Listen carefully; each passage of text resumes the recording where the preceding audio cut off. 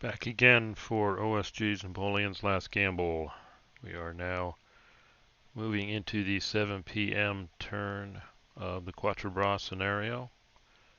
French turn. Flip this around now. Looks like the coalition, specifically the British, are getting a lot of cavalry this turn and some replacement commanders who didn't fare too well in the beginning of the battle. But also from a bigger picture point of view, the French are clearly in control of Quatre Bras and the other victory point hex, and they have also inflicted much more losses on the coalition than have been inflicted on them. So at this point, I mean, it looks like a French victory, but we'll play it out just to get more experience with the rules, if anything. So the French don't get any reinforcements. Weather segment doesn't apply. Not playing the card segment, supply segment. Weather's not being checked. Weather's not being checked. Nothing to reorganize. We're in the command phase. So, Ney activates. Alright, first disclaimer. I know I'm not pronouncing the French 2nd Corps commander's name correctly. I'm thinking it may be Ray Lee based on feedback I've got.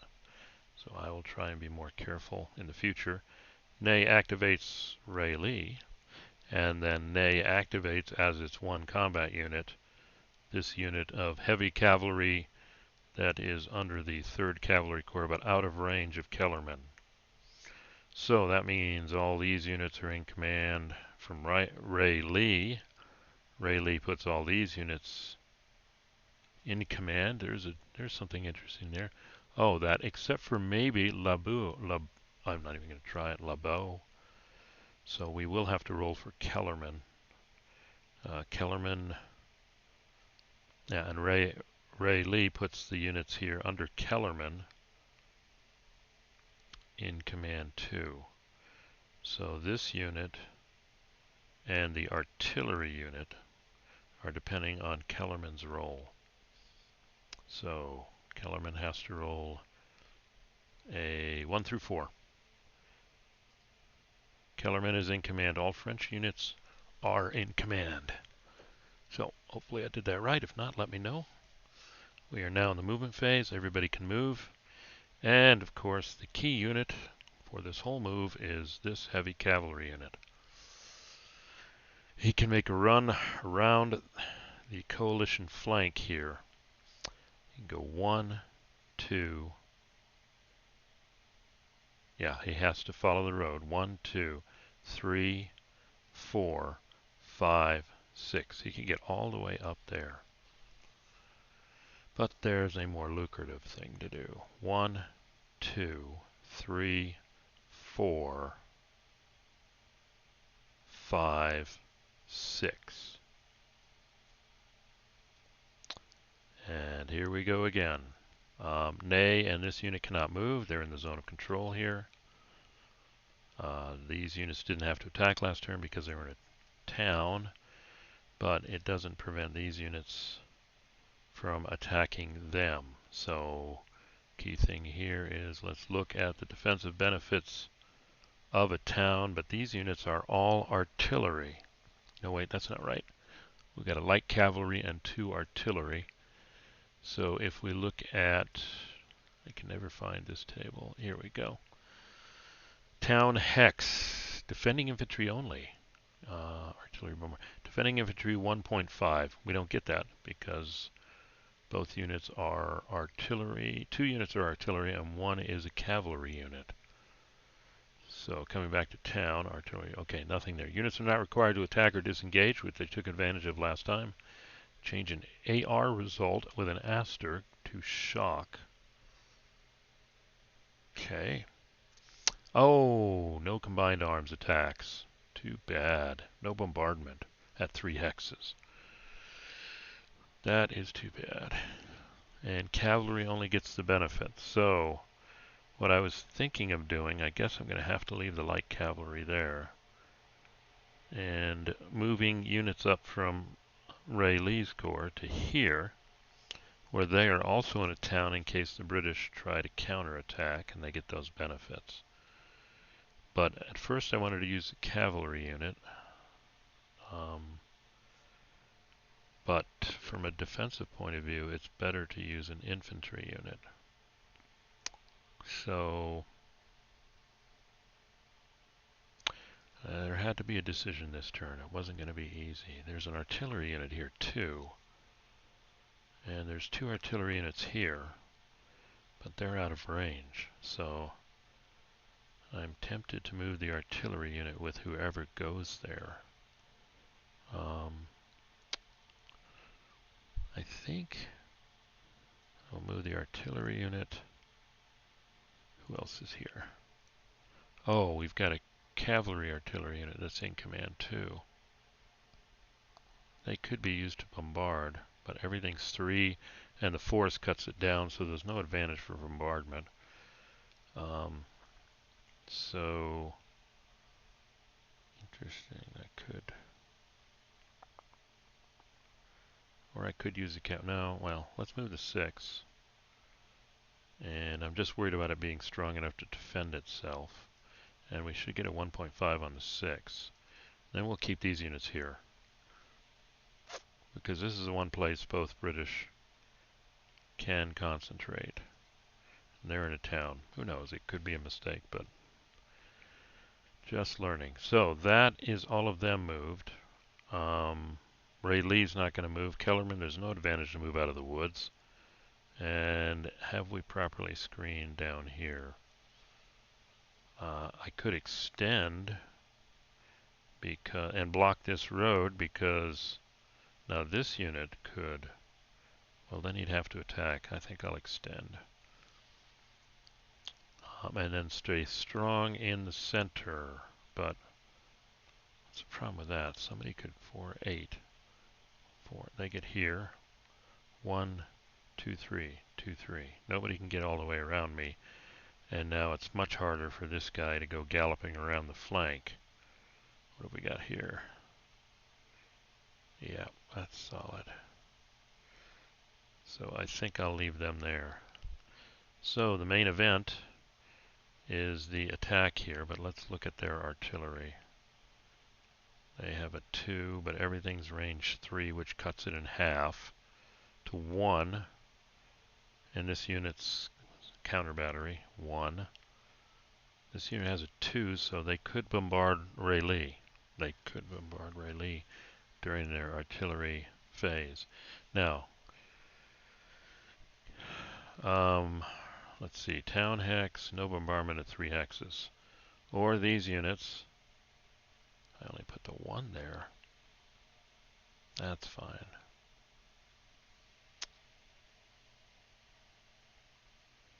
Okay, these units could bombard here and see if they can stop this. Yeah, I think they have to here. No bombardment at 3 hexes. This one's not getting combined arms attack either. That's a problem. That's going to be a tough battle. If I put more people there, then that'll draw the British in to try and attack here and get lucky and drive all the way through. So I've got to stay strong there. Alright, so let's just do that. Yeah, so this guy can't bombard anybody, because if here the counter battery counteracts it, and here the forest, cavalry at a half. And he's also got artillery too, 2 of them, so that prevents that. So the only, let's see where we are in the turn sequence here. What we're talking about is the cavalry retreat. That's not going to happen. The artillery reaction fire. So he will fire 2. And it will be taken down to 1.5 because of this having a 0.5 counter battery. And I don't know if we round down on that. That does make a difference here. I think counter battery's on the left side. Let's see what it says about fractions. There's combined arms. It doesn't apply. Shock.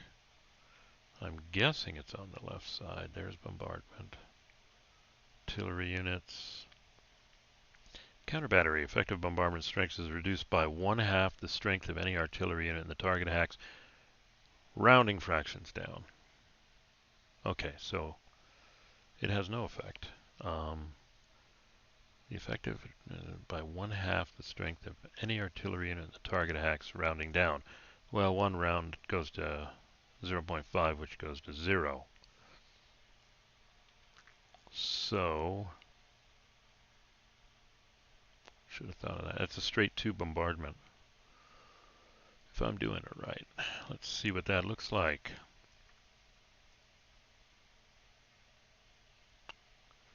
It's right here. Wow, that was enough to put it in a 50-50 shot. So, well, that's it. Let's see what happens. Bombarding. Survey says a 3. Oh, so close. There's no way. Oh, target in town hex times 2/3. That's interesting. To bombard strength fractions round down. So they would have been a 1 anyhow. So just figuring out the rules. Yep. Okay. So that means no effect and the combat occurs. And what do we have? We have 5 and 4 is 9, 10, 16, 17, 21. Well, that'll work in Vegas. 21 to 6. That's a 3-1. Because no combined arms in a town. Good to know. Let's reinforce that. Town hex. Yep, no combined arms. So, big roll here, 3-1. And then the left flank of the coalition, well, they can be screened again by here, but that won't stop them from here. So Ney is opening up both the road over to the Prussians and the road to Waterloo and Brussels. Now if the First Corps would get moving, they could go right up there. Alright, so we've got a 3-1. Well, those all results look good because they're surrounded. Let's see what we get. 3-1 in a town. Boom. Well, shock. But artillery, so we have to use the initiative of the cavalry unit with a 3. And, oh, there, we got a 4 there. So they've got an advantage there. Now it's a shock combat. 1d6 and adds the numbers. So first we'll roll for the French. And the attacker gets a 6 again. Well, that's going to pretty much do it. Let's see what the defender gets. A 4. So the defender adds 1. They're 4. 3 and 1 is 4, but they're 6. So attacker is 6, defender is 4. That's it, DR. And I think Prince William goes with him too. This is a debacle. Let's go ahead and add them up. I'll figure out the casualty limits later. This is going to hurt a number of units. And now we have advanced after combat. And I think Ney will take everybody. Because I think Ney can do that. Alright, so. Wow. Yeah, this game feels like it's over. Let's see, Ney does that advance after combat, and I believe that's perfectly fine. I just want to make sure that Ney can take everybody with him.